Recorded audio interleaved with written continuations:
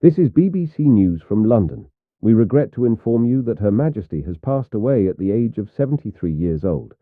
Earlier, the Queen had passed away peacefully at Buckingham Palace while under the watch of her husband, Prince Philip. Everybody at the BBC mourns for the loss of Her Majesty. She was a great monarch who witnessed a lot of change during her life. She faced multiple wars and plenty of other problems that not just the United Kingdom faced, but the entire world as well. We understand how upsetting and sudden this is for you all, and our deepest of sympathy are with you and the royal family.